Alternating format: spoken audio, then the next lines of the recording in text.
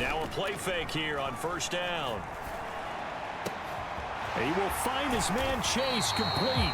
And he'll be out of bounds, but able to get it up past the 45. A well-executed 22-yard gain.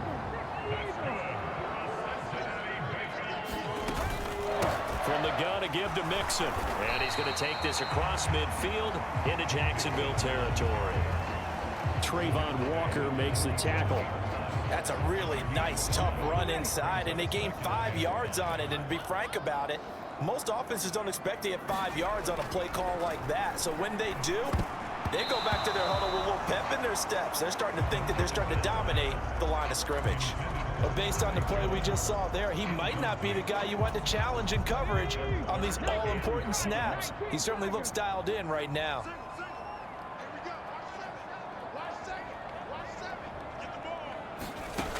Out of the gun now on third down. Work in the middle of the field, and he's got a man complete.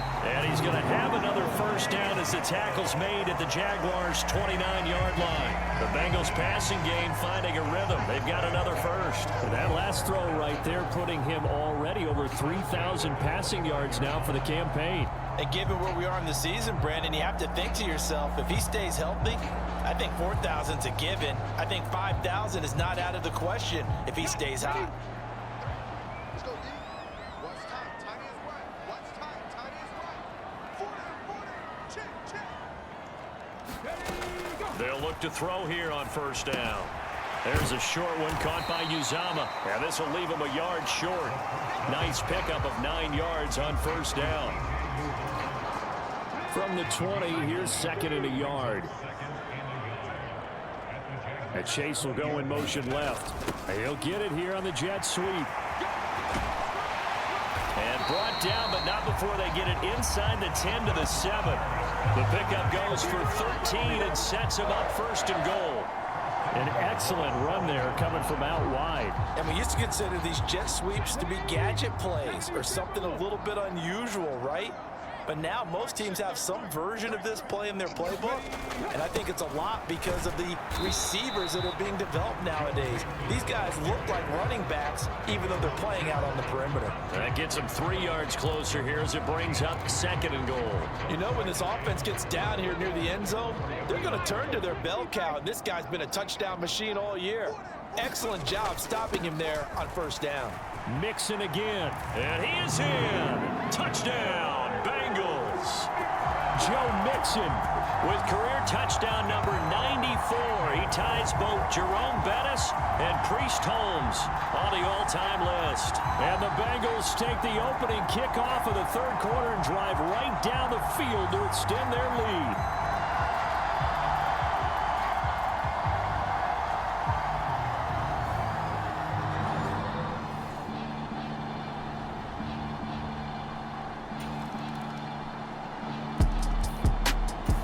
The Bengals drive about to get going. This drive here beginning probably with a pair of motivated groups. Remember, the offense scored a touchdown on their last time out, looking to repeat that in Charles's defense. They were very frustrated after giving up 6 the last time on the field. And frankly, it's just a battle of wills in a lot of ways because you know they're both motivated, they both game plan for this drive, and they both have specific outcomes in mind. To me, it just comes down to who can execute better and which side can step up and assert its will over the other. And from the 25, they work this to the 29, a gain of 4. That second down play call was not to pick up the first down. It was to accomplish what they did to get them into a manageable third down because they had incompletion on first down, so they were behind the sticks, so to speak. They need to make up. Into a double team, and it's intercepted. It's Devin Lloyd with a pick. And the Jags are going to get the football back as time will run out.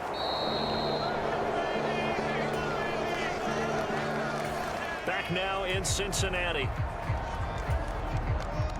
We are in the fourth and final quarter as the offense will have the football starting this drive, 1st and 10. Trying to shake off the interception. He'll look to throw. Man open, here is Jones. And they get him down, but not before he takes it across the 40-yard line. That play going for 16 yards to start the drive, 1st down.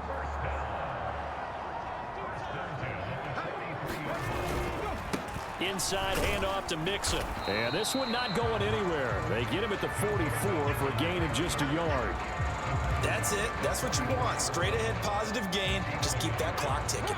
2nd and 9 from the 44. He'll drop to throw. And, oh, he's unable to hold on to that defensively. A potential game changer, but it falls incomplete. I think he's taking an awful chance with the football right there. You've got to lead, you've got to protect it, and he's taking chances putting it out there in a little bit of jeopardy. Especially in a spot like this, 4th quarter, as you said, trying to cling to that advantage. Yeah, that one probably should have been picked, huh? Oh, this will be incomplete. The rush gets home just as he was letting that go. That could have been worse. Instead, it's 4th down. Critical play in this football game, because if they pick up the first there, that clock keeps rolling. Has to be a little frustrating for them because they know that if they pick up a first down there and continue to eat away at the clock, really increases their chances of closing this one out. Now they're likely going to have to give the football up and sweat it out on the sideline. Looking to throw. And it's incomplete. They cannot convert, and they turn it over. The Bengals try it, but it doesn't work out. And the Jags take over in terrific field position. So that's a decision that could loom pretty large here. They go for it on 4th down, but come up empty. But I actually like the call, and the reason? It shows me a head coach has faith in his team overall. First on the offensive side, thinking they can...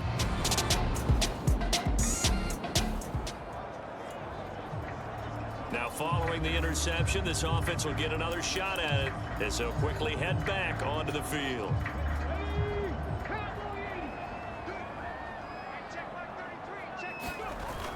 They'll try to eat some clock with Mixon. And he's going to take this ahead for right around 3 yards, but no more than that. 2nd down. Got to figure now, after getting that turnover, they're just going to be happy to keep the ball on the ground, right? This is where covering the football, taking care of the ball, all the ball security terms that have ever been used, they come into play for the guys on offense right now. Just take care of it, and they've got a good chance of ending up winning this game. 10 yards there on a Bengal first. A much better effort we're seeing from him under center this week versus last week when he threw 4 picks. He has thrown the 1 in this game, but you're right. When you cut it down from 4 the previous week, and we always talk about adjustments, well, he made some in practice, and he continues to work on it during the game. I'm sure he's getting plenty of reminders about how to stay in the moment, stay focused on the task. And he's got him in the driver's seat here in the 4th quarter. 5 yards is the tally on 1st down. That brings up 2nd and 5.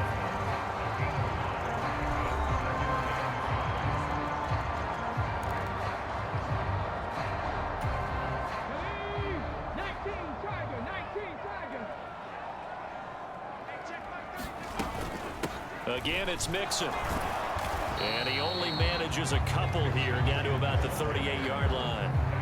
Now, the objective there, I mean, yes, the positive gain, that's nice, but work some clock. Yeah, you're exactly right, but the problem for them is still within a possession, so they can't just sit on it running the ball. They'll have to find a way to throw it effectively as well. So the Bengals in possession of the football here as we get you reset. They're facing a critical 3rd down now as they try to hold on to this lead. Coming up here looking for 3 yards to pick up the first. And before they can run this 3rd down play, we're going to get a timeout. It's just their first. They've got 2 more to use here in the final stages.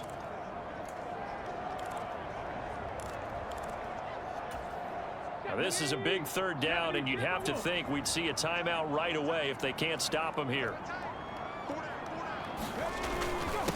A handoff to Mixon, and he's going to be a yard short. A 2-yard pickup leads to 4th and 1.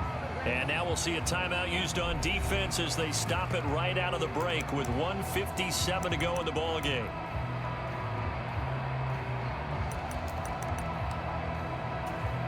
And here's a big one now. Trying to hold this lead. They're going to go for it here on 4th down. They'll try and sneak it here. And able to follow his center and pick up the first.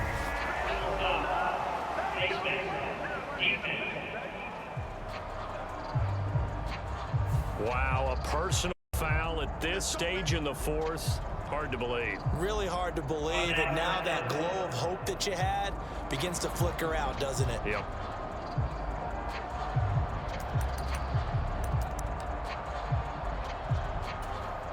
So now factoring in the face mask, here's 1st and 10. Out of the shotgun, they run with Mixon. Now the Jags will use the second of their timeouts. That'll leave them with just one remaining in this 4th quarter of play.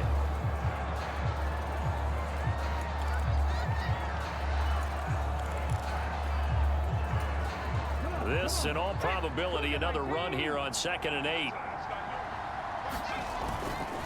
Mixon will try the right side. And he'll go down here at the 12-yard line.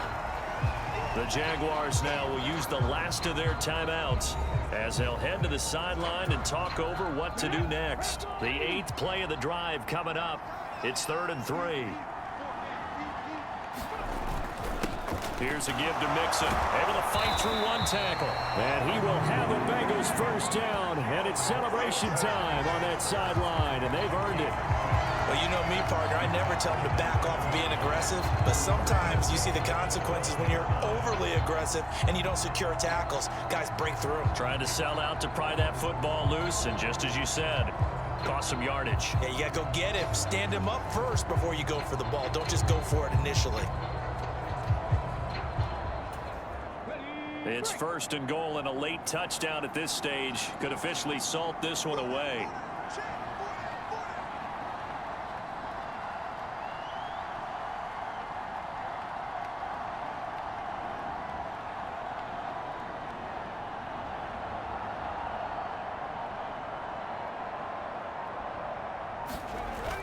They'll give it to Mixon, and he will take it on in for a Bengals touchdown.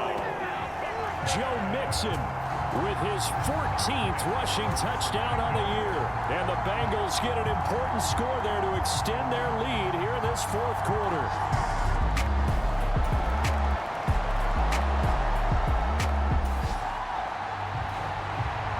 So now we're in the final minute of the game in the 4th quarter as this offense gets ready to take over. They've got to have 2 hands on the football here as they run on 1st down. And somehow he's going to get a yard out of this as he fought through that first contact. It's 2nd down.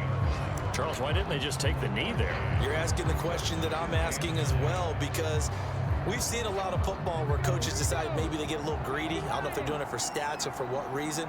We've seen it happen in college. And how about in the NFL? The miracle at the Meadowlands. All they had to do was take a knee and the game was over. The Giants ran it one more time. Ball popped free. Philadelphia picks it up and wins the game. What year was that? 1978. I think it was in November.